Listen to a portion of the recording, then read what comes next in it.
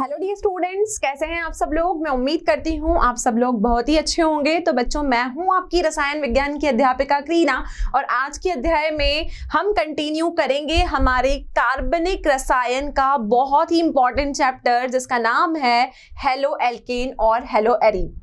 Halo alkane और hello arene में जैसा आप जानते हो कि हम पिछली कक्षाओं में 5 लेक्चर्स इस चैप्टर पे कंप्लीट कर चुके हैं और हमने यहाँ पर हेलो एल्केन और हेलो एरीन के वर्गीकरण, नाम पद्धति, उनको बनाने की विधियां और बनाने की विधियों के साथ साथ हमने वहां पर ये देखा कि उनके भौतिक गुण क्या होते हैं। और बच्चों, हमने IUPAC रूल्स भी देखे जिसके हिसाब से आप नामकरण किसी भी रासायनिक कार्बन का करोगे।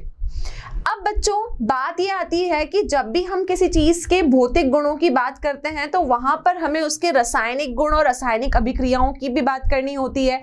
तो जैसा कि मैंने आपको चैप्टर के स्टार्टिंग में बताया था कि हम जब भी कार्बनिक रसायन पढ़ेंगे तब हम सबसे पहले उसका नामकरण सीखेंगे। नामकरण के बाद हम उनके भौतिक गुणों की तरफ जाएंगे। भौतिक गुण के बाद हम उनके रासायनिक गुणों की बात करेंगे और अंत में हम उनके उपयोगों की बात करेंगे कि ये चीजें हमें हमारी दैनिक जीवन में कहाँ पर काम आती है। तो हम शुरू करते हैं आज का अध्याय और आज का जो हमारा लेक्चर है वो बहुत ही इंटरेस्टिंग है। 11th क्लास में आप इस चैप्टर से रिलेटेड अगर आपके बेसिक्स क्लियर नहीं है तो हम वो भी आज क्लियर करेंगे, लेकिन आज हमें 12th क्लास के लेवल पे हेलो एल्केन और हेलो एरीन्स की रासायनिक अभिक्रियाओं के बारे में पढ़ना है। क्लियर? तो ये जो टॉपिक है ये बहुत ही इंपॉर्टेंट है, ध्यान से समझिएगा। हर पॉइंट इस चैप्टर का आज के लेक्चर में बहुत ही इंपॉर्टेंट होने वाला है। ठीक है, तो शुरू करते हैं हमारा लेक्चर नंबर 6 जो है हमारा रासायनिक अभिक्रियाएं। रासायनिक को हम इंग्लिश में कहते हैं केमिकल और अभिक्रियाओं को हम कहते हैं रिएक्शंस। तो हेलो एल्केन और हेलो एरीन जैसे कि भौतिक गुण, भौतिक जो भी उनके अंदर क्रियाएं होती है, उसी प्रकार रासायनिक अभिक्रियाएं भी उनके अंदर होती है। तो रासायनिक अभिक्रियाओं को हम कहते हैं केमिकल रिएक्शंस। क्या कहेंगे बच्चों? हम इसे कहते हैं केमिकल रिएक्शंस। केमिकल मतलब रासायनिक और रिएक्शन मतलब हो गई अभिक्रिया। अब हेलो एल्केन और हेलो एरीन जो होते हैं ना, वो बहुत सारे तरीके की रासायनिक अभिक्रिया करते हैं, लेकिन आज का जो हमारा अध्याय है हम सिर्फ एक ही तरह की अभिक्रियाओं पर चर्चा यहाँ पर करेंगे जो कि सबसे महत्वपूर्ण है। तो पहली जो आपकी रासायनिक अभिक्रिया होती है वो होती है आपकी नाभिक्रिय रासायनिक अभिक्रिया। तो यहाँ पर बच्चों हेलो एल्केनों की अभिक्रियाओं में सबसे पहले आप देखोगे इनको 3 वर्गों में बांटा गया है। मैंने आपको कहा कि हम बहुत सारी अभिक्रियाओं का यहाँ पर डिस्कशन करेंगे, लेकिन जो बहुत सारी अभिक्रियाएं हैं उसमें पहली है आपकी नाभिक रागी प्रतिस्थापन, दूसरी है निराकरण अभिक्रियाएं और तीसरी है धातु के साथ अभिक्रिया। पहला है आपका नाभिक रागी प्रतिस्थापन, दूसरा है निराकरण अभिक्रिया, तीसरा है जो भी आपके हेलो एल्केन और हेलो एरीन हैं उनकी धातुओं के साथ अभिक्रिया मतलब मेटल्स के साथ उनकी रिएक्शन। जैसा कि मैंने आपको बताया, आज हम सिर्फ एक ही मुद्दे पे चर्चा करेंगे और वो बहुत ही इंपॉर्टेंट होने वाला है और बहुत ही इंटरेस्टिंग होने वाला है। वो है आपकी नाभिक रागी प्रतिस्थापन। अब बच्चों, नाभिक रागी प्रतिस्थापन, पहले नाम को डिटेल में समझने की कोशिश करते हैं कि हमने इसको नाभिक रागी प्रतिस्थापन क्यों कहा। नाभिक का मतलब आप समझते हैं? सब लोग समझते होंगे कि नाभिक होती है किसी भी अणु के अंदर की न्यूक्लियस, उसको हम नाभिक कहते हैं। और आपको अच्छे से पता है कि जो आपके एटम की न्यूक्लियस होती है ना, उसके ऊपर हमेशा कैसा चार्ज होता है? प्लस चार्ज होता है। नाभिक रागी प्रतिस्थापन, नाभिक रागी प्रतिस्थापन का मतलब हुआ कि यहाँ पे जो आपका पॉजिटिव चार्ज होगा हम नाभिक रागी क्रियाओं में उसका प्रतिस्थापन करेंगे। प्रतिस्थापन करने का मतलब होता है सब्स्टिट्यूशन करना, दो चीजों को एक्सचेंज करवाना। तो नाभिक रागी प्रतिस्थापन का मतलब, नाभिक मतलब पॉजिटिव और पॉजिटिव मतलब जिसको पॉजिटिव चाहिए और वो क्या करेगा, उसके साथ जो लगा होगा उसका प्रतिस्थापन कर देगा। ठीक है, तो डिटेल में समझते हैं नाभिक रागी प्रतिस्थापन को और आज का हमारा टॉपिक सिर्फ नाभिक रागी प्रतिस्थापन पे होने वाला है। क्लियर? चलिए, तो पहली हमारी जो अभिक्रियाएं हैं वो है आपकी नाभिक रागी प्रतिस्थापन। इस प्रकार की अभिक्रिया में नाभिक रागी उस हेलोएल्केन से अभिक्रिया करता है जिसमें हेलोजन परमाणु से आबंधित कार्बन पर आंशिक धनावेश होता है। प्रतिस्थापन अभिक्रिया होती है और हैलाइड आयन निकल जाता है जिससे अविष्ट समूह कहते हैं। चूंकि प्रतिस्थापन अभिक्रिया नाभिक क्रिया है के द्वारा प्रारंभ होती है, इसलिए इसको नाभिक रागी प्रतिस्थापन अभिक्रिया कहते हैं। नाम है नाभिक रागी प्रतिस्थापन। तो हम ये जो प्रतिस्थापन करने वाले हैं, ये हम जितनी भी अभिक्रियाएं हैं, ये हम किसके बारे में पढ़ रहे हैं? आपको पता है कि ये सब हम हेलोएल्केन और हेलोएरीन के बारे में पढ़ रहे हैं। हमें किसकी चर्चा करनी है? हेलोएल्केन और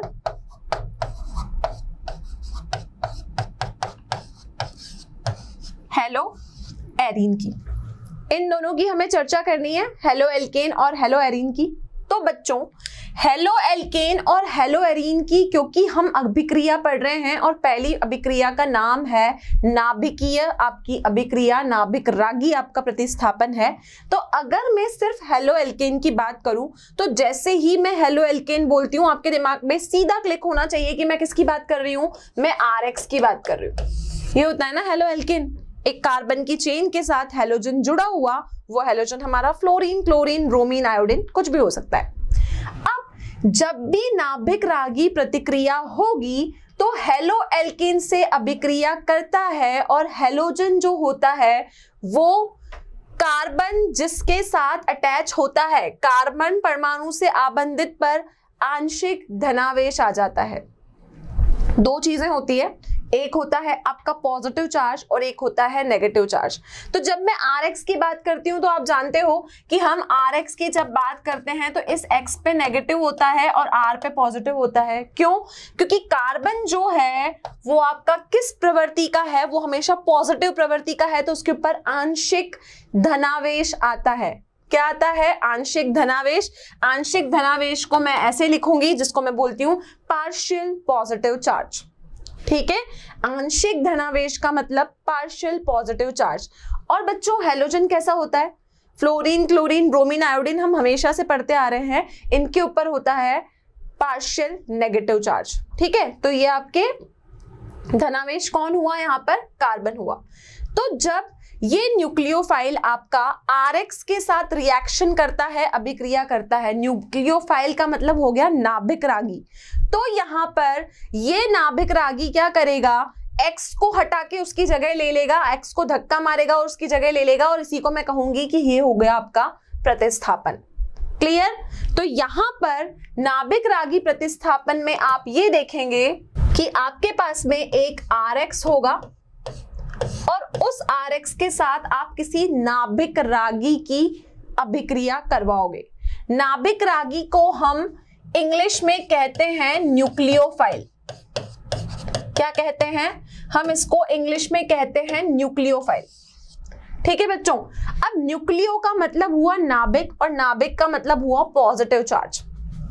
न्यूक्लियो का क्या मतलब हुआ? पॉजिटिव चार्ज, जिसको हम कहते हैं अपना ऋणात्मक। ठीक है, दो चीजें होती है ऋणात्मक और धनात्मक। तो पॉजिटिव को आप कहते हो कि ये आपका धनात्मक है, जिसको हम पार्शियल पॉजिटिव चार्ज बोल रहे हैं। अब न्यूक्लियस का या न्यूक्लियो का मतलब हो गया नाभिक और नाभिक का मतलब हो गया पॉजिटिव। यहाँ पर एक और वर्ड है फाइल। फाइल का मतलब होता है यहाँ पर लव, और लव को हम इंग्लिश हिंदी में कहते हैं प्यार। फाइल का मतलब क्या हो गया? लव। ठीक है, और लव को हम हिंदी में कहते हैं प्यार। तो इसका क्या मतलब हुआ? न्यूक्लियोफाइल वो हुए जो पॉजिटिव चार्ज से प्यार करते हैं, पॉजिटिव चार्ज से मोहब्बत करते हैं। तो न्यूक्लियोफाइल हो गए नाभिक रागी, और नाभिक रागी का यहाँ पर मतलब हुआ जो पॉजिटिव से प्यार करें, जो पॉजिटिव से मोहब्बत करें। क्लियर? तो यहाँ पर न्यूक्लियोफाइल हो गए पॉजिटिव से प्यार करने वाले। तो देखिए कि जब कोई पॉजिटिव से प्यार करेगा तो क्या पॉजिटिव पॉजिटिव से प्यार करेगा? बिल्कुल नहीं करेगा। वो क्यों नहीं करेगा? क्योंकि पॉजिटिव और पॉजिटिव के बीच में कोई आकर्षण नहीं होता, वो निराकर्षण वाले होते हैं। लेकिन अगर पॉजिटिव को प्यार करना है, पॉजिटिव को मोहब्बत करनी है, तो पॉजिटिव को मोहब्बत करने के लिए बच्चों नेगेटिव चाहिए। क्या चाहिए, नेगेटिव चाहिए, क्योंकि हमें पता है, हम छोटी क्लास से पढ़ते हुए आ रहे हैं कि हमेशा आकर्षण किसके बीच में होता है, पॉजिटिव और नेगेटिव के बीच में। तो पॉजिटिव को अगर प्यार करना है तो वो नेगेटिव से करेगा, क्योंकि इन दोनों के बीच में आकर्षण होगा। तो न्यूक्लियोफाइल का मतलब है पॉजिटिव से प्यार करने वाला। तो पॉजिटिव को अब क्या चाहिए, नेगेटिव चाहिए। पॉजिटिव तो हम नहीं दे सकते, तो इसको नेगेटिव देने के लिए हम इसको कुछ भी नेगेटिव दे सकते हैं। आपको पता है कि आपके फ्लोरीन भी नेगेटिव होता है, क्लोरीन भी नेगेटिव होता है, ब्रोमीन भी नेगेटिव होता है, आयोडीन भी नेगेटिव होता है। साथ में मैं बात करूं OH minus, hydroxide group, alcoholic group भी हम इसको कहते हैं, ये भी आपका नेगेटिव होता है। तो ये सारे जो हैं ये इस प्लस से प्यार करेंगे, क्योंकि हमें पता है कि आकर्षण किनके बीच में होगा, नेगेटिव और पॉजिटिव के बीच में। तो यहां पर अगर आकर्षण होगा तो वो इनके बीच में होगा। तो न्यूक्लियोफाइल को मैं बार बार डिटेल में क्यों समझा रही हूं, डिटेल में समझाने का यहां पर मेरा मकसद ये है कि जब भी हम इसकी अभिक्रिया करेंगे तो आपको पता होना चाहिए कि आपका ऋणात्मक और धनात्मक जो है यहां पर आवेश किसके ऊपर है। क्लियर है, न्यूक्लियो हो गया खुद पॉजिटिव और ये सारे हो गए नेगेटिव, तो ये सारे इससे प्यार करने वाले। क्लियर। प्रतिक्रिया अभिक्रिया का नाम है नाभिक रागी प्रतिस्थापन अभिक्रिया। इसका ये मतलब हुआ कि जो नाभिक रागी आएगा वो क्या करेगा, वो X को प्रतिस्थापित करके उसकी जगह ले लेगा। ठीक है, अब मैंने आपको बताया कि किसी भी हेलो एल्केन को लिखने के लिए मुझे RX चाहिए होता है, हेलो एल्केन को लिखने के लिए मुझे RX चाहिए, और यहां पर R जो होती है वो आपका होता है एल्किल समूह। R क्या होता है, एल्किल समूह। तो बच्चों जब हम यहाँ पर अभिक्रिया करवाएंगे किसी भी एल्किल हैलाइड की नाभिक रागी से, तो देखिए आप अभिक्रिया किस प्रकार से होगी। मैंने यहाँ पर लिखा RX। क्लियर। इस RX की अभिक्रिया मुझे करवानी है नाभिक रागी से न्यूक्लियोफाइल से, और न्यूक्लियोफाइल के ऊपर क्या चार्ज आएगा, नेगेटिव चार्ज, क्योंकि नाभिक रागी वो हुआ नाभिक रागी, नाभिक स्नेही, दो हमारे पास में यहाँ पर टर्म्स है। तो यहाँ पर जो न्यूक्लियस से स्नेह करे, और न्यूक्लियस खुद कैसी होती है, न्यूक्लियस खुद पॉजिटिव होती है, तो जो पॉजिटिव से स्नेह करेगा वो आपका नेगेटिव होगा। तो जब हम यहाँ पर इस अभिक्रिया को पूर्ण कराएंगे तो आप देखेंगे कि यहाँ पर हमें जो प्रोडक्ट मिलेगा वो मिलेगा RNU + X। तो यहाँ पर न्यूक्लियस खुद तो हो गई पॉजिटिव, और पॉजिटिव को क्या चाहिए, पॉजिटिव को अट्रैक्शन करने के लिए नेगेटिव चाहिए। तो हमने यहाँ पर RX एल्किल समूह की अभिक्रिया करवाई न्यूक्लियोफाइल से, तो हमें यहाँ पर प्रोडक्ट मिला RNU + X। क्लियर है। तो ये हो गई आपकी नाभिक रागी प्रतिस्थापन अभिक्रिया। कि हम कैसे नाभिक रागी प्रतिस्थापन करवाएंगे, तो बच्चों हमने देखा कि RX के ऊपर NU ने अटैक किया, तो यहां बना RNU और यहां से आपका X जो है वो बाहर निकल गया। क्लियर है इतना। चलिए अब ये R जो है ये आपका कुछ भी हो सकता है, मैंने इसको ले लिया CH3, ठीक है, और X जो है वो आपका फ्लोरीन, क्लोरीन, ब्रोमीन, आयोडीन कुछ भी हो सकता है, तो मैंने इसको ले लिया Br। ठीक है, अब मुझे यहाँ पर एक नाभिक रागी लेना है। नाभिक रागी में फ्लोरीन, क्लोरीन, ब्रोमीन, आयोडीन कुछ भी ले सकती हूँ, लेकिन मैंने यहाँ पर OH ग्रुप ले लिया, क्योंकि हमें पता है OH नेगेटिव आपका अल्कोहलिक ग्रुप होता है। अब क्या करेगा, ये यहां से जाएगा और ये इसकी जगह लेगा। ठीक है, तो ये क्या करेगा, यहां बनेगा CH3OH, और ये क्या करेगा, ये Br को कर देगा यहां से बाहर। क्लियर, ये Br को क्या करेगा, ये Br को कर देगा बाहर। तो यहां पर ये जो प्रतिस्थापन हुआ, एक नाभिक रागी ने क्या किया, एक हेलोजन को हटाया और उसने उसकी जगह ले ली। तो ये प्रतिस्थापन हमारा कैसा हुआ, इसको हम बोलते हैं nucleophilic substitution. Nucleophilic substitution reaction, जिसको हम हिंदी में कहते हैं नाभिक रागी प्रतिस्थापन अभिक्रियाएं हैं। क्लियर है बच्चों। अब उदाहरण के तौर पर हम दूसरा उदाहरण भी ले सकते हैं कि यहाँ पर आपके पास है CH3Cl। ठीक है, इसकी अभिक्रिया अगर आप Br के साथ करवाते हो तो Br के साथ करवाने पे ये बन जाएगा CH3Br और ये क्या करेगा, Cl को बोलेगा भाई साहब अपनी जगह छोड़ो और वो उनकी जगह पे आ जाएगा। तो यहां पर एक नाभिक रागी ने एक हैलोजन को हटाया और उसकी जगह ली, इसीलिए हमने इसको क्या बोला, हमने इसको प्रतिस्थापन बोला। क्लियर?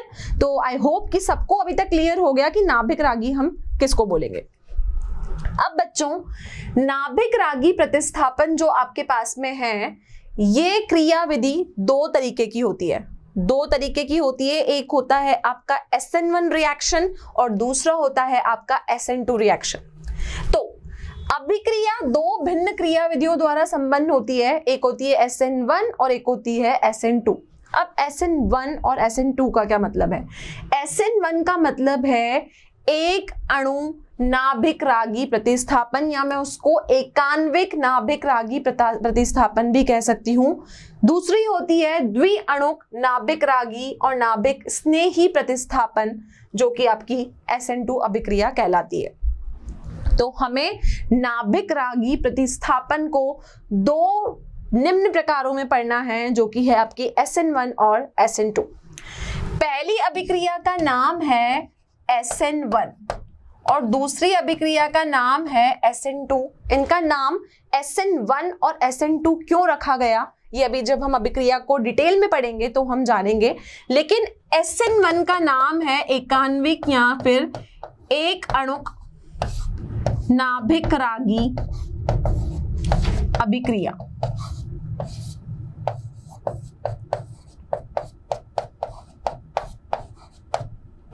ठीक है, और इसका नाम है द्विअणुक नाभिक रागी अभिक्रिया।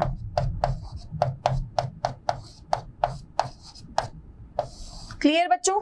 एक अणुक और द्विक अणुक, इसका मतलब अणुओं की, एटम्स की बात की हुई है, तो कहीं ना कहीं इस एक अणु और द्विक अणुक से यहां पर कोई ना कोई मतलब होगा।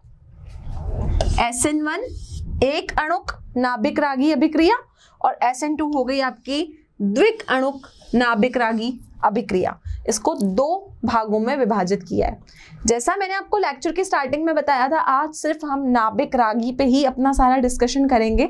तो पहले हम पढ़ेंगे कि एकान्विक नाभिक रागी प्रतिस्थापन आखिर में होता क्या है। तो एकान्विक का क्या मतलब हुआ कि यहाँ पे कोई ना कोई बात ऐसी आएगी जो एक अणु से रिलेटेड होगी। लेकिन एकान्विक को शुरू करने के लिए से पहले मैं आपको बता दूं कि एकांकिक नाभिक रागी प्रतिक्रिया उन्हीं में होती है जो आपके हेलो एल्केन तृतीयक होते हैं, 3 डिग्री होते हैं, क्योंकि ये रिएक्शन जो है ये 3 डिग्री वालों में सबसे ज्यादा होगी। ठीक है, और 3 डिग्री का मतलब सबको पता है? अगर नहीं पता तो मैं आपको एक बार फिर बता देती हूं। हेलोजन जिस कार्बन से लगा है वो कार्बन आगे जाके 3 कार्बन के साथ अगर और जुड़ा है तो उसको मैं बोलूंगी 3 डिग्री। क्लियर? चलिए तो शुरू करते हैं। एक अणु या फिर एकान्विक नाभिक अभिक्रिया, जिसको हम SN1 अभिक्रिया भी कहते हैं। SN1 अभिक्रिया सामान्य ध्रुविक या प्रोटिक विलायकों जैसे जल, अल्कोहल, एसिटिक अम्ल आदि में ही संपन्न होती है। ये बात क्यों बताई गई है? ये बात बहुत ज्यादा इंपॉर्टेंट है और ये हमें क्यों बताई गई है कि जो बच्चों SN1 अभिक्रिया आप करवाओगे, करवाने के बाद जब आप इस अभिक्रिया में कुछ भी चीज डालोगे, जैसे आपने फ्लोरीन डाला, क्लोरीन डाला, ब्रोमीन डाला, क्योंकि आपका रिएक्शन का नाम है नाभिक रागी, तो आपको ध्यान रखना है कि ये अभिक्रिया तभी संपन्न होगी जब आप इसमें क्या डालोगे, आप इसमें डालोगे या तो जल या अल्कोहल या फिर एसिटिक अम्ल। क्लियर? तो आपको ध्यान रखना है कि SN1 अभिक्रिया मुझे करवानी है तो या तो मुझे उसमें जल डालना होगा या मुझे उसमें अल्कोहल डालना होगा या फिर मुझे उसमें एसिटिक अम्ल डालना होगा। तो शुरू करते हैं हमारी SN1 अभिक्रिया, जिसका नाम है एकान्विक नाभिक रागी प्रतिस्थापन। क्लियर? ठीक है, तो अभी मैंने आपको बताया बहुत ही इंपॉर्टेंट पॉइंट, इसको महत्वपूर्ण बिंदु मार्क कर लीजिए क्योंकि ये आपको ध्यान रखना है। ठीक है, क्या महत्वपूर्ण बिंदु मैंने आपको बताया कि SN1 अभिक्रिया तभी होगी जब आपका हेलो एल्केन 3 डिग्री वाला हो, तृतीयक हो। और 3 डिग्री हम किसे कहते हैं? अगर हेलोजन जिस कार्बन से लगा है वो आगे जाके अगर 3 कार्बन के साथ और लगा है तो हम उसको 3 डिग्री कहते हैं। ठीक है, तो बच्चों महत्वपूर्ण बिंदु, एक अणुक या फिर एकान्विक, दोनों आप इसको बोल सकते हो, नाभिक रागी प्रतिक्रिया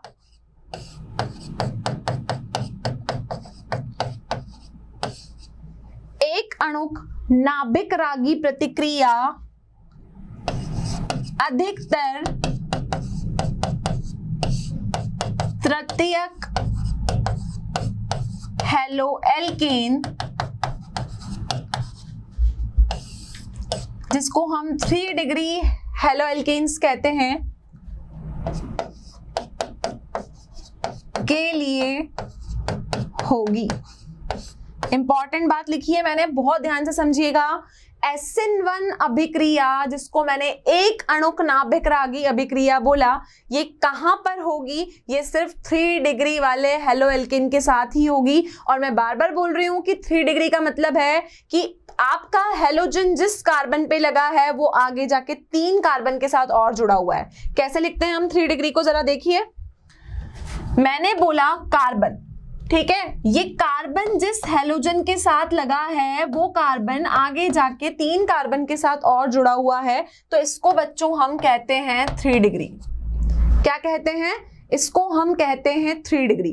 तो ये 3 डिग्री जो होती है ना, यही आपका हेलोएल्केन है जो आपका एक अणुक नाभिक रागी प्रतिक्रिया को, अभिक्रिया को बताएगा। ठीक है, अब कैसे इस रिएक्शन को हम करते हैं देखते हैं। हमने बात की एक अणुक नाभिक रागी अभिक्रिया, मैंने यहां पर 3 डिग्री वाला एक हेलोएल्केन लिया। ठीक है, अब मैं यहां पर X की जगह पे कुछ भी ले सकती हूं, फ्लोरीन, क्लोरीन, ब्रोमीन, आयोडीन, आपकी जो मर्जी हो आप यहां पर ले सकते हो। तो मैंने यहां पर ब्रोमीन को ले लिया। ठीक है, अब मुझे यहां पे लिखना है प्लस। अब बच्चों यहां पर ये जानना बहुत जरूरी है कि जब ये एक अणुक नाभिक रागी प्रतिक्रिया होगी ना, तो ये 2 चरणों में होगी। 2 चरणों का मतलब यहाँ पर इस अभिक्रिया को करने में मुझे 2 स्टेप्स लगेंगे। एक अभिक्रिया ये जो है एक चरण में नहीं होगी। तो हमें ध्यान रखना है कि नाभिक रागी अभिक्रिया को करने के लिए कितने स्टेप्स करने होंगे? हमें 2 स्टेप्स करने होंगे। तो ये अभिक्रिया आपकी 2 चरणों में होगी। चरणों पे कितने चरणों में होगी? 2 चरणों में। ठीक है, तो हम पहले चरण की बात कर लेते हैं।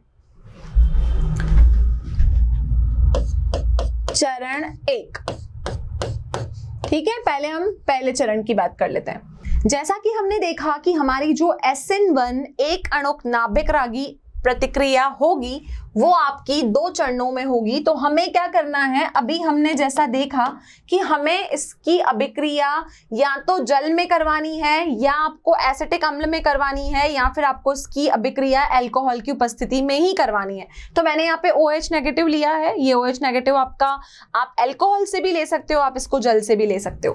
तो बच्चों यहाँ क्या बनेगा? ये OH इस Br की जगह लेगा और यहाँ बनेगा CH3 COH और ये Br को कर देगा बाहर। क्लियर है? CH3 3 बार है CH3 और ये C के साथ CH3 3 बार है, OH इसकी जगह ले लेगा और Br को बाहर कर देगा। लेकिन मैंने आपको क्या बताया कि ये प्रतिक्रिया आपकी एक चरण में नहीं होगी, 2 चरण में होगी। तो देखते हैं कि पहले चरण में हमारा क्या बनेगा। जब मैं इस अभिक्रिया का पहला चरण करवाऊंगी तो पहले चरण में बच्चों आप ये देखोगे कि यहां पर हमने लिया है CH3 CBr। क्लियर? यही लिया है ना हमने, टर्शरी वाला ब्रोमीन। इसका नाम क्या है? अगर मैं IUPAC के हिसाब से इसका नाम दूं तो कार्बन की संख्या हो गई 1 2 3 और इसका नाम हुआ 2 ब्रोमो 2 मेथिल और 3 कार्बन को हम कहते हैं मेथ एथ प्रोप, तो इसका नाम हुआ प्रोपेन। यही नाम हुआ बच्चों इसका IUPAC में, 2 ब्रोमो 2 मेथिल प्रोपेन, ये इसका नाम हुआ। अब 2 ब्रोमो 2 मेथिल 2 प्रोपेन में आप देखोगे कि सबसे पहले चरण में क्या होगा, जब ये अभिक्रिया होगी तो यहाँ पर कार्बन के ऊपर प्लस चार्ज आएगा। इसका मतलब मैं ये बोलूंगी कि यहाँ पर पहले कार्बोकैटायन बनेगा। क्या बनेगा? कार्बोकैटायन बनेगा। कार्बन के ऊपर आपका प्लस का चार्ज आया और प्लस के चार्ज को आप बोलते हो धनात्मक। ठीक है, तो ये जो बनाया है इसको कार्बोकैटायन कहेंगे और इसको हम कहते हैं कार्बन धनायक। क्या कहेंगे? कार्बोकैटायन को कार्बन धनायक हम इसको यहां पर कहेंगे। ये बना है आपका कार्बोकैटायन। ये आपका पहले चरण में अभिक्रिया के होगा। अब बच्चों आप ये सोचोगे कि मैम ये कार्बोकैटायन यहां क्यों बना? जैसा कि आप लोगों को पता है, मैंने आपको बताया था कि नाभिक रागी जो अभिक्रिया होगी, हमेशा नाभिक रागी अभिक्रिया में पॉजिटिव को नेगेटिव चाहिए होगा। तो पॉजिटिव को नेगेटिव चाहिए होगा, तो जब मैं ये अभिक्रिया कराऊं तो सीधा OH Br पे अटैक नहीं कर सकता। यहां पर मुझे पहले कार्बोकैटायन, जिसको मैंने बोला कार्बन धनायक, धनायक मतलब उसके ऊपर पॉजिटिव चार्ज है, उसको बनाना पड़ेगा। तो रिएक्शन के पहले चरण में यहां पर कार्बोकैटायन बनेगा, तभी ये अभिक्रिया संपन्न होगी। ठीक है, और यहां हो जाएगा आपका Br बाहर। अब क्या करना है? ये था आपका अभिक्रिया का पहला चरण। अब हम देखेंगे कि इसके दूसरे चरण में क्या होगा। यहां पर मैं लिख रही हूं चरण 2। कार्बोकैटायन जिसको हमने कार्बन धनायक कहा, वो तो आपका इस अभिक्रिया में बन चुका है। दूसरे चरण में आप देखोगे अभिक्रिया के कि जो कार्बन धनायक आपका बना है 1 2 3, ये आपका CH3 है, ये CH3 है, ये CH3 है, इसके ऊपर पॉजिटिव चार्ज है। ठीक है, अब मेरे को इसकी अभिक्रिया किससे करवानी है? OH नेगेटिव से करवानी है। तो OH नेगेटिव क्या करेगा? यहाँ पे अब इसके ऊपर अटैक करेगा। तो OH नेगेटिव अगर इसके ऊपर अटैक करता है तो यहां पर OH लग जाएगा और जो आपका Br है वो यहां से बाहर निकल जाएगा। क्लियर है? तो दूसरे चरण में अभिक्रिया इस तरीके से होगी, क्योंकि ये नाभिक रागी अभिक्रिया है, नेगेटिव वाला जो आपका चार्ज है वो हमेशा पॉजिटिव के पास में जाने की कोशिश करेगा, क्योंकि मैंने आपको स्टार्टिंग से बताया कि यहाँ पर जो मोहब्बत होगी, प्यार होगा, वो सिर्फ नेगेटिव और पॉजिटिव के बीच में होगा, पॉजिटिव पॉजिटिव और नेगेटिव नेगेटिव के बीच में नहीं होगा। क्लियर बच्चों? तो यहाँ पर ये नेगेटिव इस पॉजिटिव के ऊपर अटैक करेगा, OH यहाँ पर लग जाएगा और इसके साथ में जो Br लगा हुआ था ये उसको बाहर हटा देगा। ठीक है, और ये जो कार्बन के ऊपर यहाँ पर धनात्मक आया है, इसको हम बोलते हैं कार्बोकैटायन, जिसको कहा जाता है कार्बन धनायक। तो ये अभिक्रिया कितने चरणों में हुई? ये अभिक्रिया आपकी 2 चरणों में हुई। तो आपको ध्यान रखना है कि SN1 जो आपकी एक अणुक नाभिक रागी अभिक्रिया है वो 2 चरणों में होगी, और हमेशा इस अभिक्रिया को करने के लिए या तो आपको जल लेना होगा, या अल्कोहल लेना होगा, या फिर एसिटिक अम्ल को ही लेना होगा। क्लियर है? तो बच्चों ये हुई आपकी अभिक्रिया 2 चरणों में, जिसको हमने SN1 अभिक्रिया कहा। अब एक इंपॉर्टेंट चीज मैं आपको बता रही हूं, आपने सुना होगा किसी भी अभिक्रिया का वेग। वेग मतलब होता है, हम रिएक्शन की रेट की बात करते हैं, हम बोलते हैं उसको अभिक्रिया का वेग। क्या कहते हैं? अभिक्रिया का वेग। अब वेग का मतलब होता है किसी भी अभिक्रिया की रेट।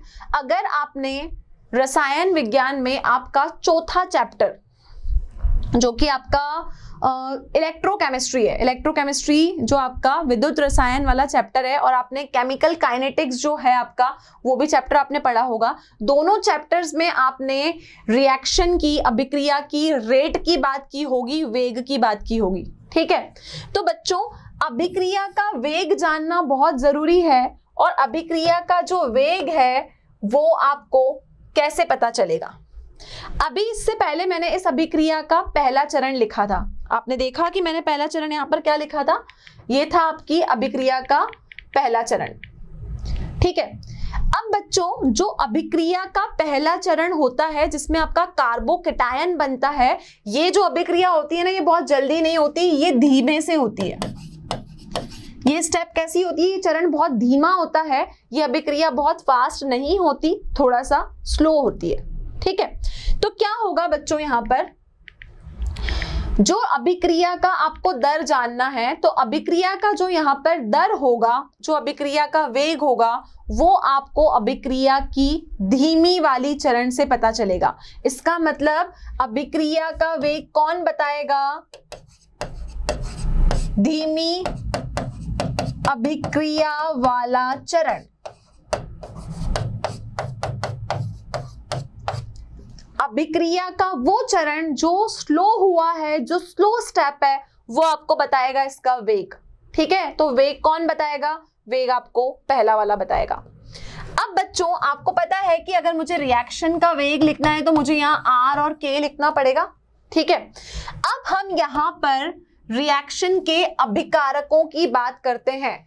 कोई भी हम अभिक्रिया करवाते हैं तो जो आपके दाएं भाग का पक्ष होता है वो उत्पाद होते हैं, और जो बाएं भाग का पक्ष होता है वो आपके अभिकारक होते हैं, जिसको हम इंग्लिश में रिएक्टेंट्स कहते हैं। ठीक है, तो आपको यहाँ पर वेग लिखने के लिए K के साथ यहाँ पर रिएक्टेंट्स को भी लिखना होगा, अभिकारक को भी लिखना होगा। तो आपने देखा कि जब हमने पहली स्टेप की तो हमारे पास में अभिकारक कौन था, RX, एक RX था ना। तो आप देखो कि ये पूरा अभिक्रिया का वेग सिर्फ किसके ऊपर निर्भर कर रहा है, ये सिर्फ RX के ऊपर निर्भर कर रहा है।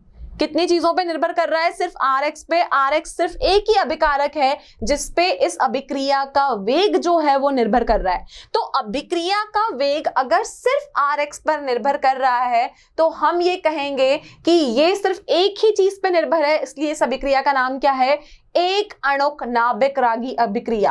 तो हमें क्लियर होना बहुत जरूरी है कि इस अभिक्रिया को हमने एकान्विक या फिर हमने इसको एक अणुक क्यों कहा। हमने बच्चों इसको एक अणुक इसीलिए कहा क्योंकि इस अभिक्रिया का जो वेग है वो सिर्फ एक ही अभिकारक पे निर्धारित है। कितने अभिकारक पे डिपेंड है, सिर्फ एक पे, वो भी RX पे, इसलिए इस अभिक्रिया का नाम क्या हुआ, एकान्विक। क्लियर है, SN1 अभिक्रिया बहुत इंपॉर्टेंट है, ध्यान रखिएगा। कार्बोकैटायन इसमें 2 स्टेप्स में बनता है। क्लियर, चलिए अब जैसा कि हमने बात की थी कि आज हम सिर्फ 2 ही टॉपिक्स पे चर्चा करेंगे, SN1 और SN2 पे। तो हमारी जो दूसरी अभिक्रिया है वो है आपकी द्विअणिक नाभिक रागी अभिक्रिया।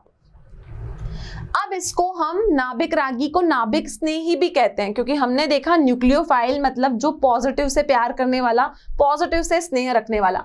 ठीक है, तो द्विअणुक नाभिक रागी प्रतिस्थापन अभिक्रिया जिसको हम SN2 रिएक्शन कहते हैं, उसके बारे में आगे हम पढ़ेंगे। तो बच्चों मैंने आपको अभी एक चीज बताई थी कि SN1 अभिक्रिया वही करेंगे जो हेलो एल्केन 3 डिग्री वाले होंगे, लेकिन अब आपको ध्यान रखना है कि SN2 अभिक्रिया वही करेंगे जो प्राथमिक होंगे 1 डिग्री वाले होंगे। ठीक है, तो हम ये लिखेंगे कि हमारी जो SN2 अभिक्रिया होती है यह 1 डिग्री प्राथमिक, जिसको हम कहते हैं हेलो एल्केन में होती है। किसमें होती है, प्राथमिक हेलो एल्केन में होती है। प्राथमिक का मतलब सिर्फ इसमें अब जो हेलो एल्केन आएंगे वो आपके 1 डिग्री वाले होंगे, 1 डिग्री हेलो एल्केन में होगी।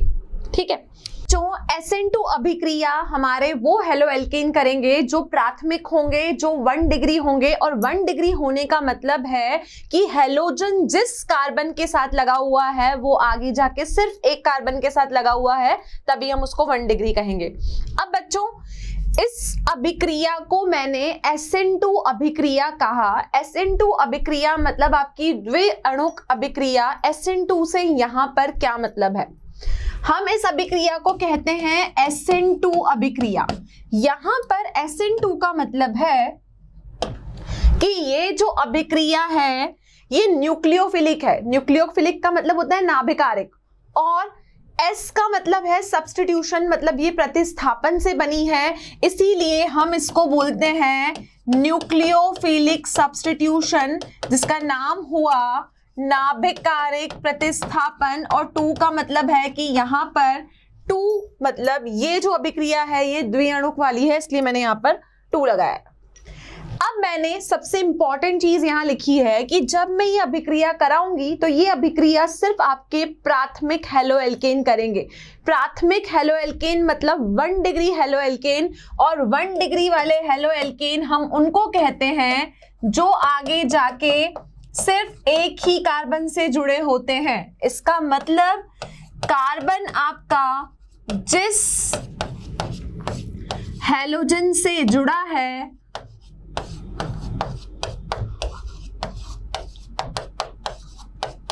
वह आगे जाके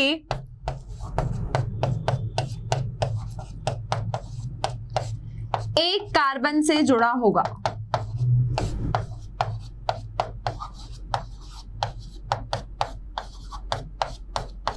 क्लियर बच्चों? 1 डिग्री प्राथमिक हम उनको बोलेंगे अगर आपका हेलोजन जिस कार्बन से जुड़ा है वो आगे जाके सिर्फ एक ही कार्बन से जुड़ा है, तभी मैं उसको 1 डिग्री बोलूंगी।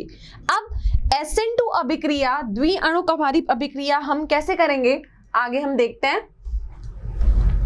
हमने बोला कि यहां पर कार्बन जिस हेलोजन के साथ जुड़ा है, कार्बन जिस हेलोजन के साथ जुड़ा है वो आगे जाके सिर्फ एक कार्बन के साथ जुड़ा है। इसका मतलब यहां पर H होगा, यहां पर CH3 होगा और यहां पर H होगा। तो मैं इस हेलोएल्केन को, इस एल्किल हैलाइड को मैं क्या कहूंगी कि ये मेरा प्राथमिक एल्किल हैलाइड है।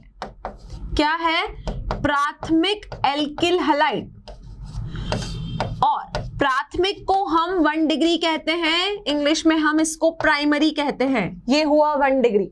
देखिए, जिस कार्बन से हेलोजन जुड़ा है, कार्बन से क्लोरीन जहां पर जुड़ा है वो आगे जाके सिर्फ एक कार्बन से जुड़ा है, बाकी उसके आसपास हाइड्रोजन है। तो ये हमारा एल्किल हैलाइड क्या हुआ? 1 डिग्री वाला हुआ। अब बच्चों SN2 अभिक्रिया जो होती है हमारी वो SN1 की तरह 2 चरणों में नहीं होती। मैंने आपको बताया था SN1 अभिक्रिया 2 चरणों में होती है, और उसमें जो धीमी वाला चरण है आपका, जो अवस्था आपकी स्लो वाली है, वही आपकी अभिक्रिया के वेग को दर्शाती है। इसका मतलब वो रिएक्शन के रेट को बताती है। लेकिन हमें यहाँ पर ध्यान रखना है कि जो हमारी SN2 अभिक्रिया है वो कितने चरणों में होगी? वो सिर्फ हमारी एक ही चरण में होगी। तो मैं यहाँ पर लिखूंगी चरण 1। क्लियर है बच्चों? इसको मैं लिखूंगी चरण 1। और मैंने चरण 1 क्यों लिखा? क्योंकि ये अभिक्रिया मेरी सिर्फ एक ही चरण में होगी। हमें यहाँ पर एक न्यूक्लियोफाइल का आक्रमण इसके ऊपर करवाना है, और न्यूक्लियोफाइल जैसा हम हमेशा बात करते हैं, हम OH लेके चलते हैं जिसको हम हाइड्रोक्सिल ग्रुप, एल्कोहलिक ग्रुप, वो आपको अल्कोहल से भी मिल सकता है, वो आपको जल से भी मिल सकता है। इस पर अटैक कौन करेगा? इस पे अटैक करेगा न्यूक्लियोफाइल। ठीक है, OH नेगेटिव मतलब ये हुआ आपका न्यूक्लियोफाइल। अब बच्चों जब न्यूक्लियोफाइल इस वाले प्राइमरी 1 डिग्री प्राथमिक एल्किल हैलाइड पर आक्रमण करेगा, तो आप सोच के देखिए कि ये जब इसके ऊपर आक्रमण करेगा तो यहां पर पहले से ही इस कार्बन के 4 बंध बने हुए हैं। कितने बंध बने हुए हैं? 4 बंध बने हुए हैं। अभी मैंने कहा ये अभिक्रिया 2 चरणों में नहीं होगी, एक ही चरण में होगी।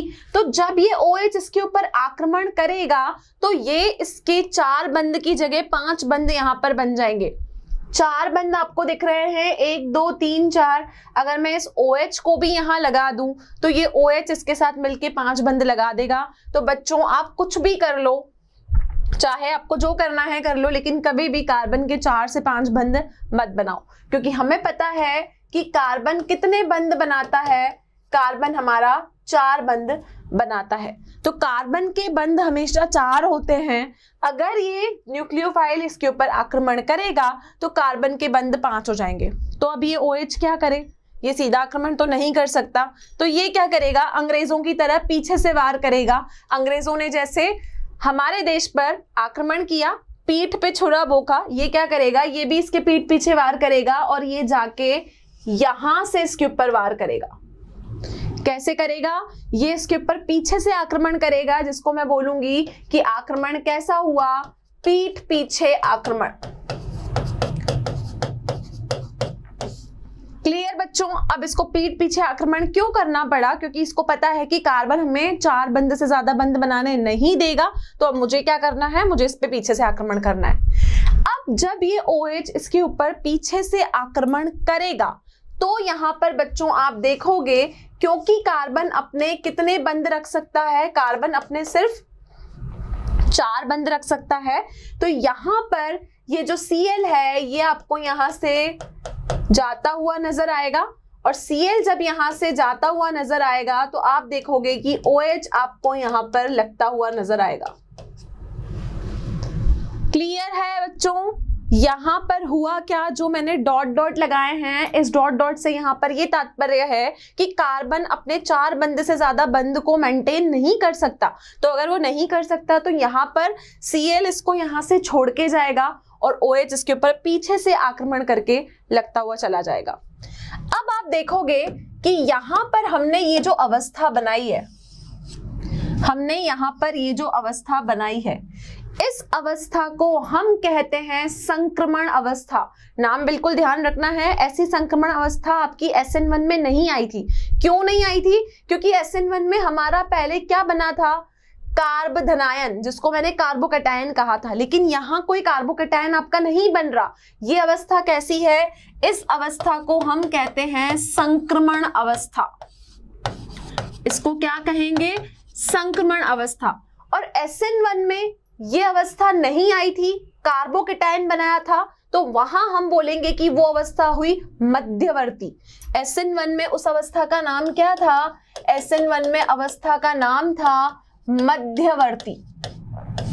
वो अवस्था थी आपकी मध्यवर्ती, ये अवस्था है आपकी संक्रमण अवस्था। संक्रमण अवस्था में कोई भी कार्ब धनायन नहीं बनेगा, कोई भी कार्बोकैटायन नहीं बनेगा, सिर्फ एक ही स्टेप में, एक ही चरण में ये अभिक्रिया होगी। और OH यहां पर कैसे आक्रमण करेगा? OH आके हमारा पीछे से आक्रमण करेगा। क्लियर? तो ये होती है आपकी SN2 अभिक्रिया। अब हमने ये देखा कि हम जब भी कोई अभिक्रिया करवाएंगे वहां पर उसका वेग निर्धारित करना बहुत जरूरी है। ठीक है, अब यहाँ पर तो ये अभिक्रिया एक ही चरण में हुई, लेकिन पिछले वाले में अभिक्रिया 2 चरण में हुई थी, और हमने बोला कि जो चरण आपका धीमा होगा, धीमी गति से चलेगा, वो आपका रिएक्शन के वेग को बताएगा। अब यहाँ पर इस अभिक्रिया के वेग को कौन बताएगा? हमें पता है कि हमें लिखना है इस अभिक्रिया का वेग, तो इसका वेग होगा K, यहां मैं लिखूंगी Rx, और यहां मुझे लिखना पड़ेगा Nu नेगेटिव, मतलब न्यूक्लियोफाइल। तो ये हुआ बच्चों इस रिएक्शन का वेग। और ये वेग आप कैसे निर्धारित करते हो, ये आपका रासायनिक विज्ञान का 4था चैप्टर, जिसको हम रासायनिक बल गतिकी कहते हैं, उसमें आपने पढ़ा होगा। अगर नहीं पढ़ा तो अभी के लिए हमें यह समझना है कि वेग को लिखने का ये तरीका होता है। अब यहां पर वेग जो हमने लिखा वो एक ही चरण से लिखा, और हमने देखा कि पहले वाले SN1 अभिक्रिया में, SN1 नाभिक्रागी प्रतिक्रिया में आपने ये देखा कि वहां पे सिर्फ Rx था। इसका मतलब वेग जो था वो पूरी तरीके से सिर्फ अभिकारक के ऊपर डिपेंड था, अभिकारक के ऊपर आश्रित था, और वो अभिकारक एक ही था। अब यहाँ पर अभिकारक कितने हैं? ये अभिकारक कितने हैं? आप देखेंगे कि यहां पर ये अभिकारक कितने हैं? 2 हैं। कितने हैं? 2 हैं। अगर ये अभिकारक यहां पर 2 हैं, तभी हमने इस अभिक्रिया को नाम दिया द्विअणुक नाभिकरागी अभिक्रिया। अभिक्रिया का नाम एक अणुक और द्विअणुक क्यों है? क्योंकि यहां पर 2 अभिकारक हैं। इस अभिक्रिया का जो वेग है वो कितनों के ऊपर डिपेंड है? वो 2 अभिकारकों के ऊपर डिपेंड है, 2 अभिकारकों के ऊपर आश्रित है। और क्योंकि वो 2 अभिकारकों के ऊपर आश्रित है, इसीलिए हमने इस अभिक्रिया को नाम दिया द्विअणुक। क्लियर बच्चों? तो एक अणुक और द्विअणुक में ये बेसिक डिफरेंस है। एक और इंपॉर्टेंट चीज मैं आपको बताऊं कि हमने जब SN1 अभिक्रिया की तो वहां पर वो 2 चरणों में हुई और वहां जो कार्ब आपका धनायन बना वो 3 डिग्री वाला था। तो आप ध्यान रखोगे कि 3 डिग्री वाले जो होते हैं वो ज्यादा स्थिर होते हैं 1 डिग्री वाले के कंपैरिजन में। तभी हमने देखा कि वो अभिक्रिया 2 चरणों में हुई और ये अभिक्रिया हमारी सिर्फ एक ही चरण में हुई। और एक ही चरण में अभिक्रिया होने से उसके वेग को एक ही चरण ने निर्धारित किया, क्योंकि यहां पर मेरे पास में कोई भी धीमा चरण नहीं था। क्लियर? तो ये आपकी होती हैं नाभिक रागी अभिक्रियाएं। आप इनको नाभिक स्नेही भी बोल सकते हो। नाभिक स्नेही का मतलब न्यूक्लियोफाइल, मतलब जो न्यूक्लियस से लव करे। तो हमने इन दोनों अभिक्रियाओं में देखा कि SN1 जो होगा वो 3 डिग्री वाले के लिए होगा और आपका SN2 जो होगा वो 1 डिग्री के लिए होगा। क्लियर है? तो ये था कुछ बेसिक जो हमने SN2 और SN1 के बारे में जाना। अब नाभिक रागी जो अभिक्रियां हैं उनके बहुत सारे त्रिविम रासायनिक गुण भी है जिनको हम अपनी अगली कक्षा में कंटिन्यू करेंगे। आई होप आज का लेक्चर आपको समझ में आया। इससे रिलेटेड कोई भी डाउट, स्टडी मटेरियल, क्वेश्चंस या DPP आपको आवश्यकता है तो आप हमारा मोशन लर्निंग ऐप डाउनलोड कर सकते हैं। We are available for you all the time. Thank you so much, have a great day. हम अगले लेक्चर में फिर मिलेंगे कुछ नए टॉपिक्स के साथ। Thank you so much. SN1 SN2 नाभिक रागी प्रतिस्थापन, और हमारा ये टॉपिक यहीं कंप्लीट होता है। आई होप आप सभी बच्चों को ये टॉपिक समझ में आया।